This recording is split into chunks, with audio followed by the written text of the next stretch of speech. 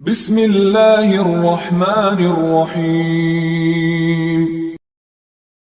عبد الرزاق بن حمام نے خبر دی، انہوں نے کہا کہ ہمیں عبد الملک بن جریح نے خبر دی، انہوں نے کہا مجھ کو عمرو بن دینار نے خبر دی کہ عبداللہ بن عباس رضی اللہ عنہ کے غلام ابو معبد نے انہیں خبر دی، اور انہیں عبداللہ بن عباس رضی اللہ عنہ نے خبر دی کہ بلند آواز سے ذکر فرض نماز سے فارغ ہونے پر نبی کریم صلی اللہ علیہ وسلم کے زمانہ مبارک میں جاری تھا۔ ابن عباس رضی اللہ عنہ نے فرمایا کہ میں ذکر سن کر لوگوں کی نماز سے فراغت کو سمجھ جاتا تھا۔ صحیح بخاری حدیث نمبر 841۔ عمرو بن دینار نے بیان کیا، کہا کہ مجھے ابو معبد نے ابن عباس رضی اللہ عنہ سے خبر دی کہ آپ نے فرمایا کہ میں نبی کریم صلی اللہ علیہ وسلم کی نماز ختم ہونے کو تکبیر کی وجہ سے سمجھ جاتا تھا۔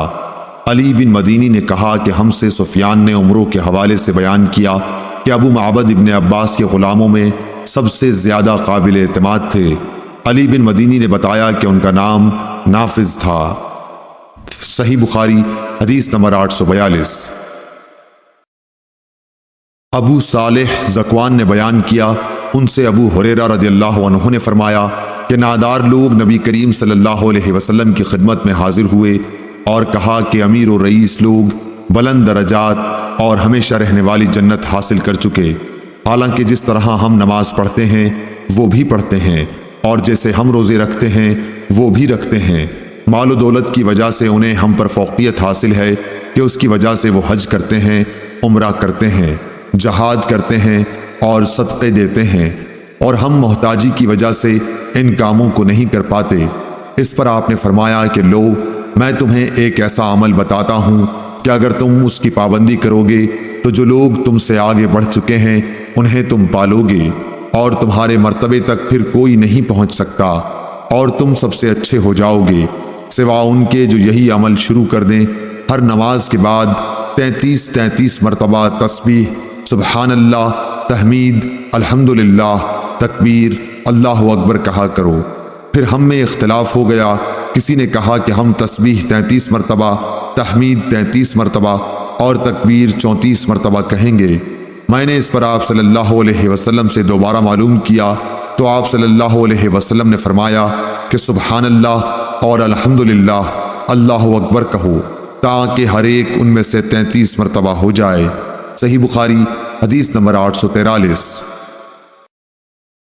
سفیان ثوری نے عبد الملک بن عمیر سے بیان کیا، ان سے مغیرہ بن شعبہ کے کاتب وراد نے، انہوں نے بیان کیا کہ مجھ سے مغیرہ بن شعبہ رضی اللہ عنہ نے معاویہ رضی اللہ عنہ کو ایک خط میں لکھوایا کہ نبی کریم صلی اللہ علیہ وسلم ہر فرض نماز کے بعد یہ دعا پڑھتے تھے۔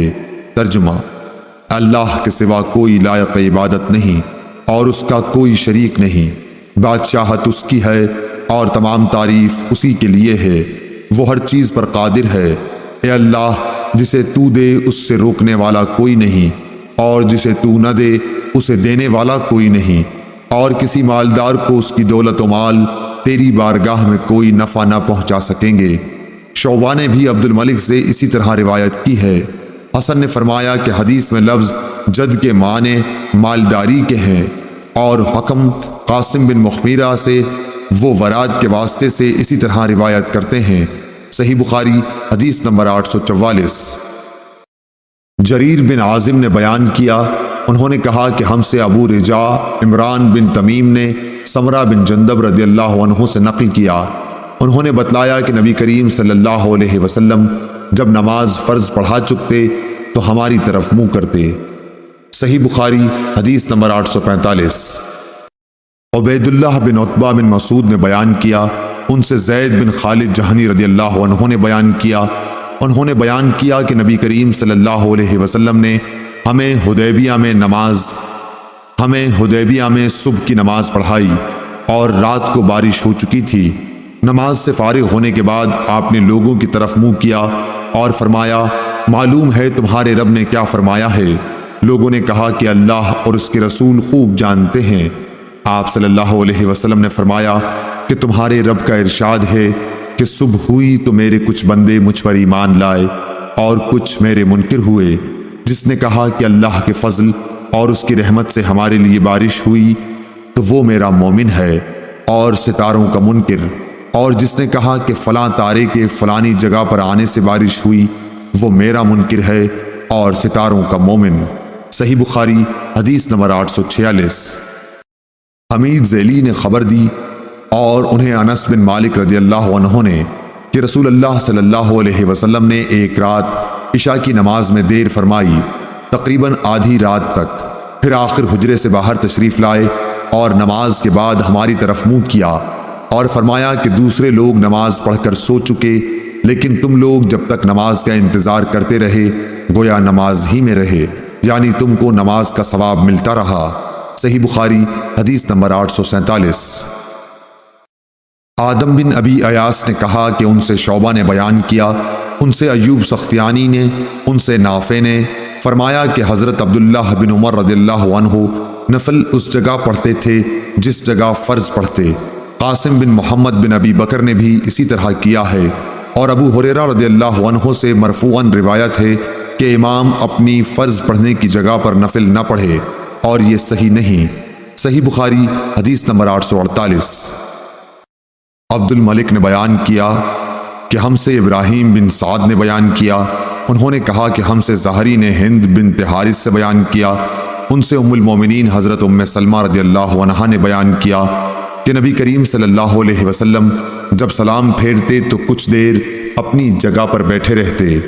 ابن شہاب نے کہا اللہ بہتر جانے، ہم تو یہ سمجھتے ہیں کہ یہ آپ اس لیے کرتے تھے تاکہ عورتیں پہلے چلی جائیں۔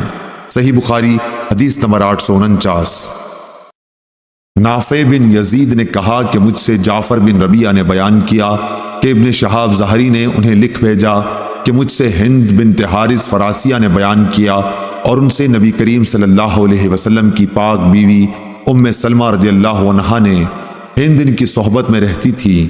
انہوں نے فرمایا کہ جب نبی کریم صلی اللہ علیہ وسلم سلام پھیرتے تو عورتیں لوٹ کر جانے لگتیں، اور نبی کریم صلی اللہ علیہ وسلم کے اٹھنے سے پہلے اپنے گھروں میں داخل ہو چکی ہوتیں۔ اور ابن وہب نے یونس کے واسطے سے بیان کیا، ان سے ابن شہاب نے بیان کیا، اور انہیں ہند بنت حارث فراسیہ نے خبر دی، اور عثمان بن عمر نے کہا کہ ہمیں یونس نے زہری سے خبر دی، انہوں نے کہا کہ مجھ سے ہند قرشیہ نے بیان کیا۔ محمد بن ولید زبیدی نے کہا کہ مجھ کو زہری نے خبر دی کہ ہند بنت حارث قرشیہ نے انہیں خبر دی، اور وہ بنو زہرہ کے حلیف معبد بن مقداد کی بیوی تھی، اور نبی کریم صلی اللہ علیہ وسلم کی ازواج مطہرات کی خدمت میں حاضر ہوا کرتی تھی۔ اور شعیب نے زہری سے اس حدیث کو روایت کیا، انہوں نے کہا کہ مجھ سے ہند قرشیہ نے حدیث بیان کی، اور ابن ابی عتیق نے زہری کے واسطے سے بیان کیا، اور ان سے ہند فراسیہ نے بیان کیا۔ لیث نے کہا کہ مجھ سے یحییٰ بن سعید نے بیان کیا، ان سے ابن شہاب نے بیان کیا، اور ان سے قریش کی ایک عورت نے نبی کریم صلی اللہ علیہ وسلم سے روایت کر کے بیان کیا۔ صحیح بخاری حدیث نمبر 850۔